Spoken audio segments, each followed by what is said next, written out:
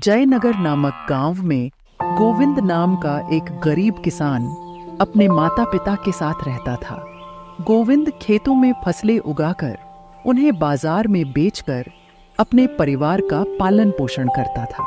अरे पुत्र, तुम्हारे पिताजी की तबीयत ठीक नहीं है। वेद जी ने उन्हें समय पर दवा और अच्छा खान पान लेने को कहा है। मैं काफी दिनों से दवा नहीं खा रही हूँ, इसलिए मेरे भी जोड़ों में दर्द बहुत बढ़ गया है। तुम कोशिश करके कुछ पैसों का इंतजाम करो ताकि अब हम तुम्हारे पिताजी का इलाज करवा सके। हाँ माँ, इस बार जैसे ही अच्छी फसल होगी मैं उसे बेचकर अच्छे पैसे कमा लूंगा। उन पैसों से मैं पिताजी और आपका अच्छी तरह से इलाज करवाऊंगा और फिर देखना माँ, पिताजी और आप पहले की तरह ठीक हो जाएंगे। पुत्र, मैं आशा करती हूँ कि तुम्हारे पिताजी जल्दी से स्वस्थ हो जाए। ठीक है माँ, अब मैं काम पर निकलूंगा। आप अपना और पिताजी का ख्याल रखना। बेटा गोविंद, ये ले खाने का डिब्बा और समय पर जरूर खा लेना खाना। ठीक है माँ, अब मैं चलता हूँ। गोविंद ये कहकर अपनी माँ से आशीर्वाद लेकर फिर खेतों की तरफ खेती करने चला जाता है।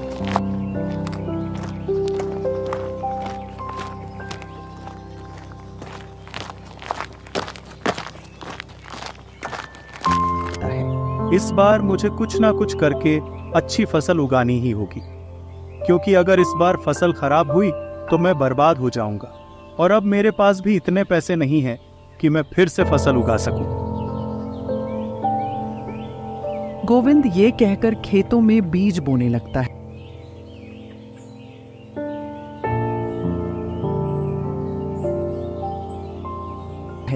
तभी वहां उसके गांव का एक दोस्त सुरेश आता है और कहता है, तुम क्या कर रहे हो? कुछ नहीं सुरेश, मैं दोबारा खेतों में इन बीजों को लगा रहा हूँ। गोविंद, ये तो मुझे भी दिख रहा है कि तुम इन बीजों को खेतों में लगा रहे हो, मगर तुम जानते हो ना कि इस समय मौसम किस तरह से बदल रहा है। कभी धूप आ जाती है तो कभी बारिश आ जाती है। तुम्हें क्या लगता है कि तुम्हारी फसल उगेगी? हाँ, मुझे भगवान पर पूरा यकीन है कि इस बार मेरी फसल बहुत अच्छी होगी। गोविंद ये कहकर दोबारा से अपने काम में लग जाता है। गोविंद का दोस्त सुरेश मुंह बनाकर वहां से चला जाता है। आज तो मैंने लगभग सारे बीजों को खेतों में लगा दिया है और अब मुझे बहुत भूख लग रही है। माँ ने मुझे घर से निकलते समय खाने का डब्बा दिया था। मैं हाथ मुंह धोकर खाना खा लेता हूँ। गोविंद जैसे ही हाथ मुंह धोकर खाने का डिब्बा लेकर एक किनारे बैठता है, तभी वो एक साधु बाबा को अपनी तरफ आते हुए देखता है। प्रणाम साधु बाबा, आप यहाँ इस समय? खुश रहो पुत्र, मैं पास के गांव से आया हूँ और यहाँ किसी को नहीं जानता। मैं 2 दिनों से बहुत भूखा हूँ। मेरे पास पैसे भी नहीं है कि मैं कुछ खा सकूं। साधु बाबा, आपको भूख लगी है, आप ही ये खाना खा लीजिए। मैं जानता हूँ ये खाना आपके खाने लायक तो नहीं है, लेकिन फिर भी अगर आप चाहे तो इस खाने को खा सकते हैं। नहीं नहीं पुत्र, कैसी बात कर रहे हो? अन्न कभी भी बुरा नहीं होता, मगर ये खाना तो तुम्हारा है और मेरे हिसाब से इसे तुम खाने ही बैठे थे। अगर तुम मुझे अपना खाना दे दोगे तो तुम क्या खाओगे? जी साधु बाबा, मैं इसे खाने तो बैठा था, लेकिन अब मैंने खेतों का सारा काम खत्म कर लिया है। अब मेरे घर वापस लौटने का समय भी हो गया है। मैं घर जाकर खा लूंगा। ये खाना आप खा लीजिए। गोविंद ये कहकर अपना सारा खाना साधु बाबा के आगे रख देता है। तभी साधु बाबा प्रसन्न होकर वो खाना खा लेते हैं और फिर गोविंद से कहते हैं, पुत्र, तुम्हारा बहुत बहुत धन्यवाद कि तुमने मेरे कठिन समय में मेरी मदद की। मैं तुम्हें आशीर्वाद देता हूँ कि आने वाली सभी कठिन परिस्थितियों का तुम डटकर सामना करोगे, साथ ही अपनी मेहनत और लगन से बहुत ज्यादा धनवान हो जाओगे। साधु बाबा गोविंद को ये आशीर्वाद देकर वापस लौट जाते हैं। फिर गोविंद उन्हें जाता देख खुद भी अपने घर की तरफ चला जाता है।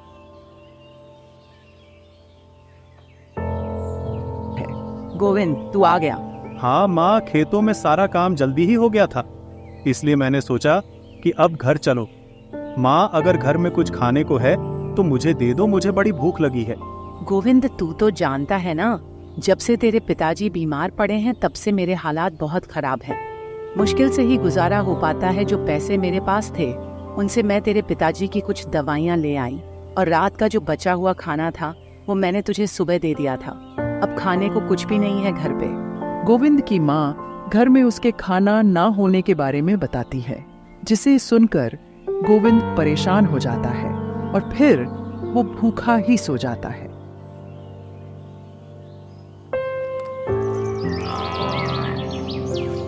कुछ दिन ऐसे ही बीते।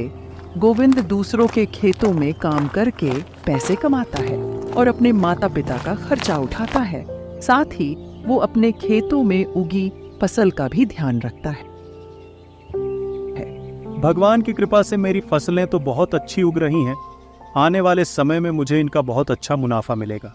गोविंद अपने मन में ये बात सोच ही रहा था कि तभी उसका दोस्त सुरेश फिर से वहां आता है और गोविंद से कहता है, अरे वाह गोविंद, तेरी फसल तो बहुत अच्छी उग गई। क्या बात है, तेरा तो नसीब ही चमक रहा है। आजकल तू दूसरों के खेतों में भी काम कर रहा है और साथ ही साथ तेरे खुद के खेत में भी अच्छी तरह की फसल हो गई है। हमारे खेतों में तो अच्छी फसल हो ही नहीं रही है भाई। ऐसा कुछ नहीं है सुरेश, बस ये मेरी मेहनत का फल है। और रही बात दूसरों के खेतों में काम करने की, तो अगर मैं काम नहीं करूंगा तो मैं अपने माता पिता का इलाज कैसे करवा पाऊंगा। गोविंद सुरेश से ये सब कह ही रहा था कि तभी अचानक मौसम खराब हो जाता है और देखते ही देखते बारिश शुरू हो जाती है। अरे ये क्या, बारिश शुरू हो गई। अगर ये बारिश थोड़ी देर के लिए होती है तब तो मेरे फसलों के लिए बहुत अच्छा है, लेकिन अगर ये लंबे समय तक हुई तो मेरी सारी फसलें खराब हो जाएंगी। सुरेश बारिश होता देख अंदर ही अंदर बहुत खुश होता है और फिर गोविंद से कहता है, अब मुझे चलना चाहिए, वरना कहीं बारिश तेज ना हो जाए। तुम अपनी फसल का ध्यान रखना। सुरेश ये कहकर वहां से हंसते हुए चला जाता है, जबकि गोविंद मूसलाधार बारिश को देखकर बहुत परेशान हो जाता है। बारिश धीरे धीरे करके बहुत तेज हो जाती है और देखते ही देखते गोविंद की सारी फसलें खराब हो जाती हैं। मैं बर्बाद हो गया, मेरी सारी मेहनत बेकार हो गई। गोविंद ये सोचकर दुखी मन से अपने घर वापस लौट जाता है। क्या हुआ गोविंद, तू बहुत परेशान लग रहा है। माँ, इस बारिश से मेरी सारी फसलें खराब हो गईं और अब मैं पूरी तरह से बर्बाद हो गया हूँ। मेरे पास एक भी पैसा नहीं है जिससे मैं खेतों में दोबारा फसल उगा सकूं। पुत्र कोई बात नहीं, ये सब नसीब का खेल है। आज हमारा बुरा समय है, कल हमारा अच्छा समय भी आएगा। तुम दिल छोटा मत करो, देखना कोई ना कोई रास्ता जरूर निकलेगा। गोविंद अपनी खराब हुई फसलों के बारे में सोच सोचकर बहुत दुखी हो रहा था। तभी उसके मन में एक विचार आता है, मुझे पिताजी के इलाज के लिए कुछ न कुछ तो करना ही होगा। ऐसा करता हूँ, मैं राजा के पास जाता हूँ और उनसे काम मांगता हूँ। मुझे विश्वास है कि वो मुझे कोई ना कोई काम तो जरूर देंगे। गोविंद ये सब सोचते हुए राजा के पास जाता है और राजा से कहता है, प्रणाम महाराज, मैं गोविंद हूँ। मैं इसी गांव में रहने वाला एक गरीब किसान हूँ। तुम यहाँ किस काम के लिए आए हो?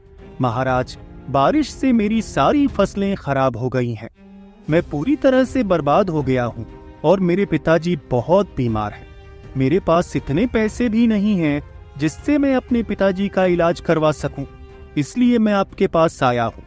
आप मुझे कोई काम दे दीजिए जिससे मैं अपने परिवार का पालन पोषण कर सकूं। राजा गोविंद की बात सुनकर गोविंद से कहता है, ठीक है गोविंद, मैं तुम्हें अपने महल में काम पर रखता हूँ। तुम्हें मेरे महल के बगीचे में लगे सारे पेड़ पौधों की काट छाट करनी होगी। गोविंद राजा के दिए हुए काम को खुशी खुशी स्वीकार कर लेता है। गोविंद के साथ उसी महल के बगीचे में सुरेश भी पेड़ पौधों को काट छांट करता है। सुरेश गोविंद को महल में देख अंदर से क्रोधित हो जाता है और मन में सोचता है, अच्छा, तो गोविंद अब यहाँ भी काम करने लगा है तू? देखता हूँ ये यहाँ कैसे काम करता है। सुरेश ये सोचते हुए वहां से चला जाता है। कुछ दिनों बाद राजा गोविंद के काम से बहुत खुश थे। वहीं राजा की खुशी देखकर सुरेश एक चाल चलता है। इस सारे खजाने को मैं गोविंद के झोले में रख दूंगा और जब इस खजाने को तोला जाएगा तब मजा आएगा। सुरेश राजा के खजाने को चुराने के बाद पवन के झोले में रख देता है और फिर वो चला जाता है। थोड़े समय बाद मंत्री जी राजा से कहते हैं, महाराज, महल से आपका खजाना गायब हो गया है। मंत्री जी, आप ये क्या कह रहे हो? मेरा खजाना महल से आखिर किसने चुराया?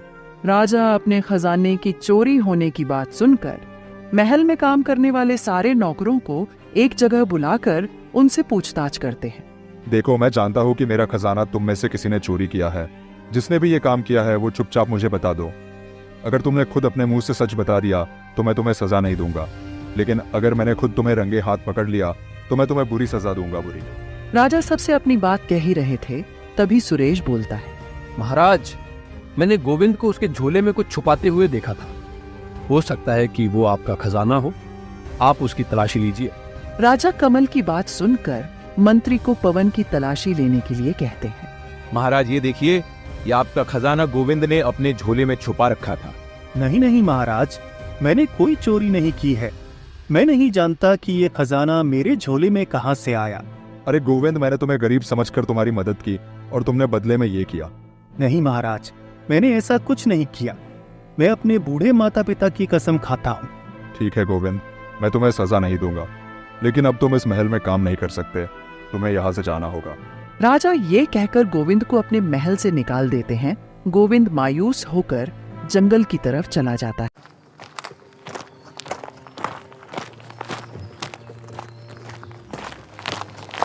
जहां वो मायावी दोस्त गगन और मगन गोविंद को आते हुए देखते हैं।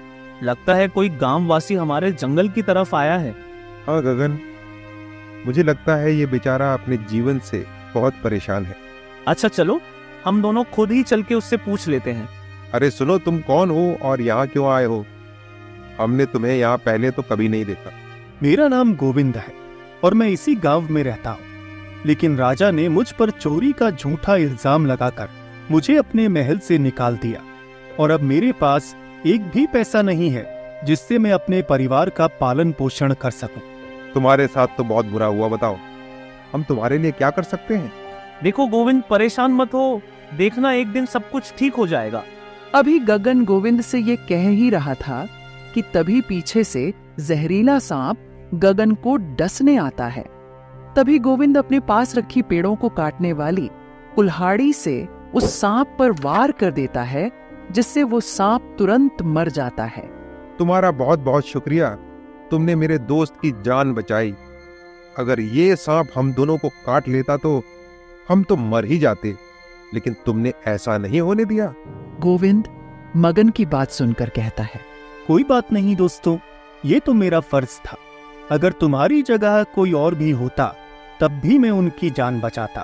गोविंद की ये बात सुनकर मगन उसे एक सिक्का देता है और कहता है, मेरी तरफ से तुम्हारे लिए भेंट है। इस सिक्के को तुम हमेशा अपने पास रखना।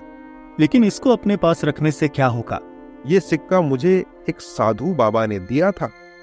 उन्होंने कहा था कि जिसके पास भी ये सिक्का होगा वह धनवान हो जाएगा। ठीक है मेरे दोस्त, धन्यवाद। गोविंद उस मगन की बात सुनकर वापस अपने घर लौटता है। पवन के जाने के बाद मंगल और प्रेम गायब हो जाते हैं।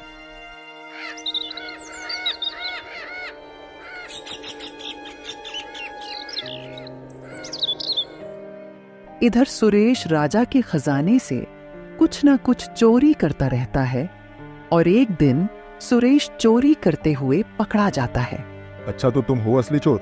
मुझे माफ कर दीजिए सरकार, मैंने ये मेरी गरीबी के कारण किया। आज के बाद मैं कभी चोरी नहीं करूंगा। सुरेश राजा से माफी मांगने के बाद वो गोविंद की सारी सच्चाई भी उन्हें बता देता है, जिसे सुनकर राजा खुद गोविंद से माफी मांगने उसके घर जाते हैं। राजा गोविंद के लिए ढेर सारा खजाना भी लेकर जाते हैं। मुझे माफ कर दो गोविंद, मुझसे बहुत बड़ी गलती हो गई। आज मैं अपनी गलती का पश्चाताप करने आया हूँ। मुझे उम्मीद है कि तुम मुझे माफ कर दोगे और मेरी तरफ से ये भेंट स्वीकार करोगे। कोई बात नहीं महाराज, मैंने आपको माफ किया। आपके सामने मेरी सच्चाई आ गई, यही मेरे लिए काफी है।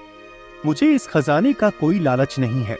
मुझे पता है गोविंद, तुम्हें इस खजाने का कोई लालच नहीं है, लेकिन मैं तुम्हें ये अपनी खुशी से दे रहा हूँ। राजा के बहुत कहने पर गोविंद वो खजाना ले लेता है और उस खजाने को पाकर गोविंद बहुत बहुत धन्यवाद हो जाता है। ये देखकर पवन की माँ कहती है, देखा पुत्र, नसीब के खेल पर मुझे पूरा यकीन था। एक दिन तुम जरूर कामयाब होंगे। अगर आपको भी ये कहानी अच्छी लगी हो तो इस वीडियो को लाइक करके कमेंट करो और ऐसी ही और कहानियां देखने के लिए हमारे चैनल को सब्सक्राइब कर लो।